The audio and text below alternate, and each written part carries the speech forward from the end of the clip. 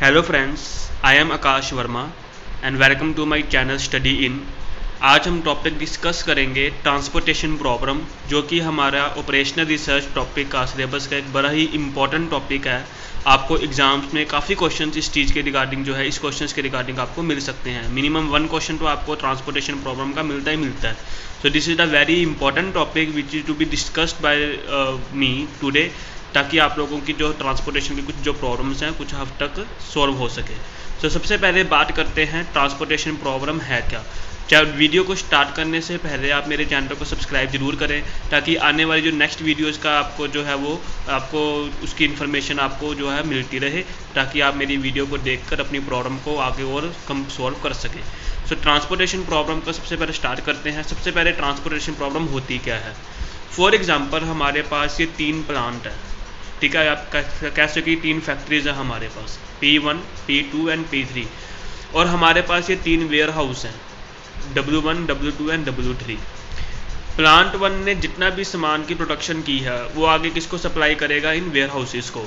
तो जो P1 है वो W1 warehouse, W2 warehouse and W3 warehouse तीनों को सप्लाई कर सकता है।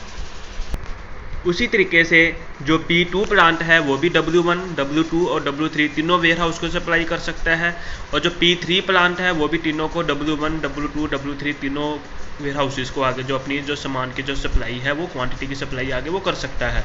तो ट्रांसपोर्टेशन में ये बताएगा कि P1 को, P2 को और P3 को कितनी कितनी यूनिट की सप्लाई जो है वो W1, W2 और W3 की करनी चाहिए, ताकि हर एक की डिमांड भी कंप्लीट हो जाए, हमारे पास सप्लाई का कोई स्टॉक भी ना बचे, और जो हमारी ट्रांसपोर्टेशन की जो कॉस्ट है वो भी कम से कम हो जाए, ठीक है। तो ये इस कंसेप्ट का बेसिकली जो है वो क्रक्स है ट्रांसपोर्टेशन प्रॉब्लम, जो नाम से पता लगता है ट्रांसपोर्ट की प्रॉब्लम, कि जो ट्रांसपोर्टेशन करने में जो हमारी कॉस्ट आती है उसको कम करने में ये हमारा चैप्टर जो है वो हमारी हेल्प करता है।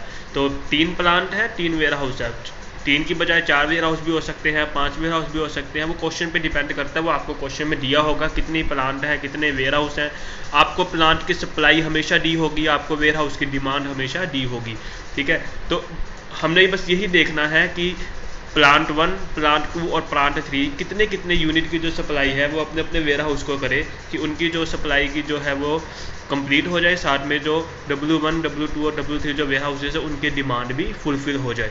सो सबसे पहले आप बात करते हैं to reduce the transportation cost, ठीक है। तो ये इस चैप्टर का जो मेन टॉपिक है, to reduce the transportation cost. अब सबसे पहले ट्रांसपोर्टेशन की कॉस्ट को कम करने के लिए हम लोगों को सबसे पहले ट्रांसपोर्टेशन की कॉस्ट को कैलकुलेट करना आना चाहिए। So first of all we are going to discuss to find out the transportation cost. In order to find out the transportation cost, basically 3 methods are followed. First is NWCM, that is the full form is N for north, W means west, C for corner and M for method. So full form is northwest corner method. Second is LCEM, L for least, C for cost, E for entry and M for method. So least cost entry method. And the last one is WAM, WAM for Vogel, A for approximation and M for method. So Vogel approximation method. These 3 methods are used to find out the cost of transportation. और हम किसी भी questions में ये तीनों method लगा सकते हैं। लेकिन एक पॉइंट हमेशा याद रखना कि नॉर्थ वेस्ट कॉर्नर का मेथड का जो आंसर आएगा वो लीस्ट कॉस्ट मेथड के साथ और वैम मेथड के साथ सेम नहीं होगा, वो टैली नहीं करेगा, ठीक है। फॉर एग्जांपल मान लो आपने कोई क्वेश्चन सॉल्व किया है, अगर नॉर्थ वेस्ट कॉर्नर मेथड में आंसर आता है 100, तो may be least cost method का जो आएगा आंसर वो आएगा 90, और जो वैम मेथड का जो आंसर होगा वो होगा 70। मीन्स टू से अगर आपने सबसे पहले ही लीस्ट कॉस्ट कैलकुलेट करनी है तो आपको यही मेथड जो है फॉलो करना चाहिए, और एग्जाम में भी अगर कुछ ना बताया हो तो आप लोगों को वैम मेथड ही फॉलो करना चाहिए, आपको ये 2 मेथड फॉलो नहीं करने चाहिए। These 2 method are to be followed only if the specifically is given in the question regarding these method. अगर आपको स्पेसिफिकली क्वेश्चन में बताया है तो ही आपको ये मेथड फॉलो करने चाहिए। तो शुरू करते हैं आप इस टॉपिक को एक एग्जांपल के साथ समझते हैं, ताकि आपको इस क्वेश्चन का न्यूमेरिकल समझ लगे। Today we are going to discuss the find out the cost with the help of north west corner method. So जैसे कि मैंने आपको बताया north west corner method, NWCM, north west corner method. आप इसको इस हिसाब से समझो, देखिए ये आपका एक जो होता है एक डायग्राम के हिसाब से अगर इसको हम समझे, हमेशा सबसे टॉप पर क्या होता है नॉर्थ साइड, उसके अपोजिट होती है south side, then this is the west side और इसके अपोजिट होती है east side. North west corner क्या है, लेफ्ट हैंड साइड का सबसे टॉप वाला पॉइंट, ठीक है। तो ये मेथड जो है वो इसी के बेस पे जो है वो एलोकेशन के ऊपर डिपेंड करता है, ठीक है। हमने जो असाइनमेंट करनी है यहाँ पर, ठीक है, किसकी डिमांड को कितनी सप्लाई करनी है, वो इस मेथड पे डिपेंड करेगा कि कौन सी वैल्यू आपकी लेफ्ट हैंड साइड के टॉप कॉर्नर के ऊपर जो है वो सिचुएट करती है। तो क्वेश्चन को देखते हैं, समझते हैं। आपको न्यूमेरिकल के बिना ये टॉपिक समझ नहीं लगेगा। तो ये न्यूमेरिकल हमारे सामने है, ये हमारे पास एक्स वाई जेड है, ठीक है। ये हमारे पास आप कह सकते हो कि ये हमारे जो है वो वेयर हाउसेज हैं, और ए बी सी हमारे पास जो है प्लांट है। देखो from A B C supply किसको करनी है, एक्स वाई जेड को। तो ए बी सी क्या हो गए हमारे प्लांट जिन्होंने सप्लाई करनी है, और एक्स वाई जेड क्या है जिनकी डिमांड है, जिनको सामान चाहिए। ये जो हमें वैल्यूज दी है ये इनकी कॉस्ट दी है। अगर ए जो है एक्स को अगर ट्रांसपोर्ट करता है तो उसको 1 यूनिट को ट्रांसपोर्ट करने की कितनी कॉस्ट आएगी, 5 rupees. If the A plant supply the goods to the Y then the transportation cost is 3 per unit. अगर ए जो है वो जेड को अगर सप्लाई करता है तो ट्रांसपोर्टेशन कॉस्ट होगी 2 पर यूनिट। उसी तरीके से बी अगर एक्स को करे 6 पर यूनिट की कॉस्ट आएगी, बी अगर वाई को सप्लाई करे तो 4 पर यूनिट की कॉस्ट आएगी, बी अगर जेड को सप्लाई करे तो 1 पर यूनिट की कॉस्ट आएगी। In the same way if the C supply the commodity to the X the transportation cost would be 7 per unit. C supply the commodity to the Y the transportation cost would be 3 per unit. And if C supply the commodity to the Z then transportation could be 4 per unit. तो ये आपको question में given है, और ये आपको दी है supply. जो ए है वो बेसिकली 70 यूनिट की सप्लाई कर सकता है, बी 50 यूनिट की सप्लाई कर सकता है, और सी के पास टोटल 30 यूनिट्स हैं सप्लाई करने के लिए। उसी तरीके से अगर डिमांड की बात करें, ए को टोटल कितनी क्वांटिटी की डिमांड है, 20 यूनिट की, वाई को टोटल कितनी डिमांड है, 100 यूनिट की, और जेड को टोटल कितनी डिमांड है, 30 यूनिट की। हमारा सबसे पहला स्टेप है क्वेश्चन को सॉल्व। तो ये क्वेश्चन हमें क्वेश्चन में जो है इतनी इन्फॉर्मेशन हमें क्वेश्चन में गिवन है। स्टेप 1 सबसे पहला हमारा स्टेप है, हमने सबसे पहले चेक करना है क्या डिमांड और सप्लाई दोनों इक्वल है। Let's check it. 70 + 50 120 + 30 150, 20 + 100 120 + 30 150। तो ये दोनों हमारी साइडें जो है वो इक्वल है, मीन्स डिमांड और सप्लाई दोनों इक्वल है। तो अब हम अपना क्वेश्चन को आगे कंटिन्यू करने को तैयार है। तो देखिए करना क्या है, सबसे पहले हमने स्टेप क्या लगाना है, ये हमारा पहला स्टेप, सेकंड स्टेप हमारा ये है, find the value at the top left corner. कि टॉप लेफ्ट कॉर्नर पे जो भी वैल्यू आपको उसको ढूंढो कौन सी वो वैल्यू, और allocate the value least of the demand and supply, और उसकी डिमांड और सप्लाई के अकॉर्डिंग आपने उसको वैल्यू को एलोकेट करना है। And eliminate that row and column whose demand is completely fulfilled और सप्लाई इज कम्प्लीटली फिनिश्ड। ये टॉपिक का आपको जो क्लियरेंस है वो बेसिकली आपको न्यूमेरिकल करके समझ लगेगा। आपको एक बार क्वेश्चन को समझो, इसकी न्यूमेरिकल देखो कैसे किया मैंने, फिर आपको मैं ये लाइन दोबारा रिपीट करके बताता हूँ। फॉर एग्जाम्पल जैसे ये क्वेश्चन है, ठीक है। सबसे पहले हम देखेंगे कि लेफ्ट हैंड साइड, इसी द लेफ्ट हैंड साइड, और लेफ्ट हैंड साइड पे टॉप पे हमारी जो वैल्यू है वो है ये 5, ठीक है। अब 5 की जो सामने सप्लाई है वो है 70, और इसकी जो डिमांड है वो कितनी है 20 है। मीन्स टू से कि ए ने सप्लाई करनी है 70 की, लेकिन एक्स को डिमांड कितनी है 20 की। तब आप उसको कितनी डिमांड, उसको कितनी क्वांटिटी उसको दोगे, ऑब्वियसली बात है 20, क्योंकि अगर उसकी डिमांड ही अगर 20 है तो आप उसको 70 यूनिट होना सप्लाई करोगे। तो इसलिए हमने बात क्या की थी, लीस्ट डिमांड और सप्लाई में से जोन सी लीस्ट वैल्यू होगी उसको एलोकेट करेंगे। इसका मतलब क्या हुआ कि एक्स की जो डिमांड है वो ए ने सारी की सारी कंप्लीट कर दी है। अब आगे एक्स को कोई क्वांटिटी की ज़रूरत नहीं है, तो जिसकी हमारी डिमांड पूरी हो चुकी है उस हम कॉलम को क्या कर देंगे, अब आगे एलिमिनेट कर देंगे। अब जो नेक्स्ट टेबल हमारा बनेगा वो इसको छोड़ के बनेगा, दैट इज वो कॉलम बनेगा वाई और जेड, और यहाँ से बनेगा ए बी और सी। तो देखिए आपके सबसे पहले फिर से देखिए, लेफ्ट हैंड कॉर्नर के टॉप पे हमारे पास वैल्यू है 5, जो इसके पास जो सप्लाई है वो है 70 यूनिट की ए के पास, और जो एक्स जो डिमांड है वो उसके 20 यूनिट की। तो दोनों में से लीस्ट वैल्यू कौन सी है 20, तो हम यहाँ पे 20 को एलोकेट कर देंगे। लॉजिक आपको क्लियर होना चाहिए इसका कि हमने ऐसा क्यों किया है, क्योंकि उसकी डिमांड ही जब 20 है तो वो 70 यूनिट लेके क्या करेगा, तो इसकी डिमांड 20 है तो हम उसको 20 यूनिट ही देंगे। आगे और टॉपिक क्लियर करोगे तो आपको और इसकी क्लियरेंस और होती ही जाएगी। तो इसके साथ हमारा क्या होगा कि जो ये एक्स जो कॉलम है अभी हमारा नेक्स्ट टेबल में एलिमिनेट हो जाएगा। ये देखिए अब जब हम नेक्स्ट टेबल बनाएंगे तो y और z, और यहाँ से क्या बनेगा हमारा a b और c। तो y और z की वैल्यू हमारे पास थी 3 4 3,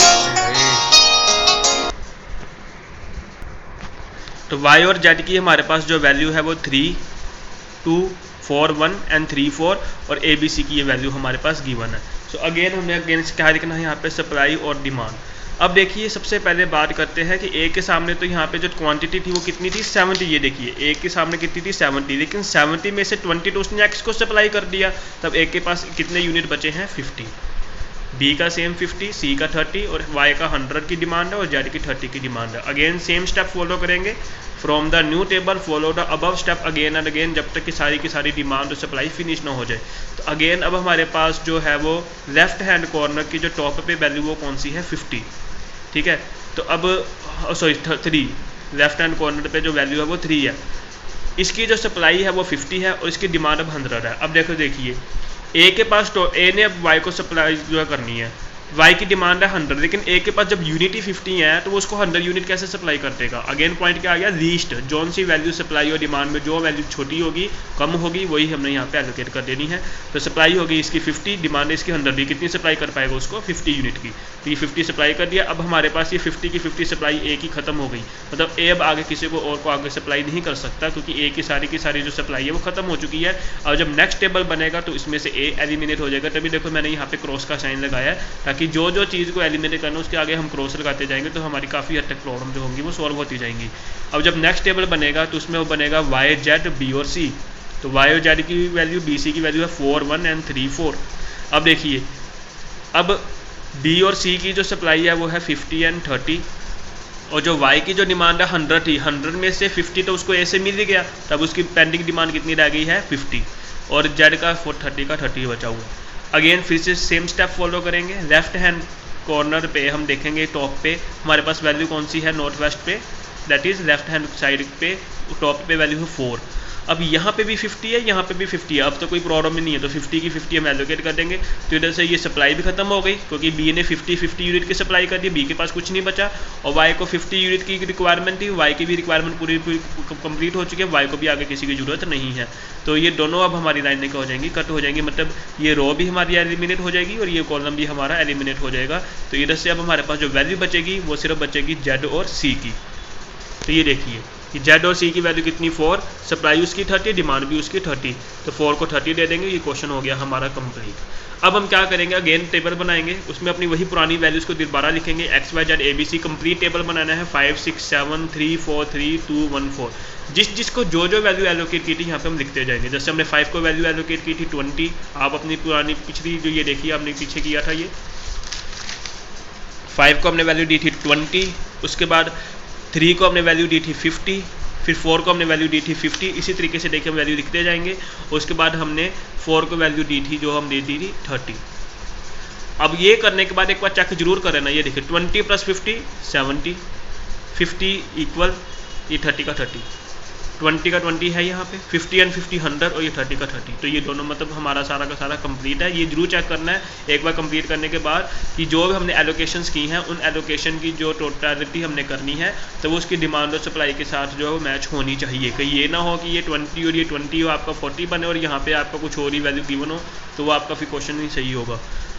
करने के बाद अब हम क्या करेंगे, कॉस्ट निकालेंगे, इन वैल्यूज़ को आपस में मल्टीप्लाई करते जाएंगे। Like 5 × 20 100, 3 × 50 150, 4 × 50 200 and 4 × 30 120। इन सभी को प्लस करेंगे तो ये आंसर आएगा 570। तो this is the cost of the transportation कि अगर ए एक्स को 20 यूनिट्स की सप्लाई करे, ए वाई को 50 यूनिट्स की सप्लाई करे, बी वाई को 50 यूनिट्स की सप्लाई करता है और जब सी जेड को 30 यूनिट की सप्लाई करता है, तो नॉर्थ वेस्ट कॉर्नर मेथड के अकॉर्डिंग जो हमारी टोटल कॉस्ट आएगी वो कितनी होगी 570।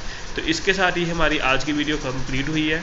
ठीक है, तो अगर आपको वीडियो पसंद आई हो, टॉपिक समझ लग गया हो, तो वीडियो को लाइक ज़रूर करना, चैनल को सब्सक्राइब जरूर करें, कमेंट जरूर करके बताना कि अगर आपको कोई प्रॉब्लम अगर आई है या मेरे पढ़ाने में या कोई मैं डिस्कस करवाने में कोई अगर आपको कोई कमी नज़र आई है तो आप मेरे को उसके बारे में ज़रूर बताएं, ताकि नेक्स्ट वीडियो में मैं आपकी उन प्रॉब्लम्स का जो है वो ध्यान में रखकर नेक्स्ट वीडियो को आपकी बनाऊँ और अपनी छोटी छोटी प्रॉब्लम्स को मैं दूर कर सकूँ।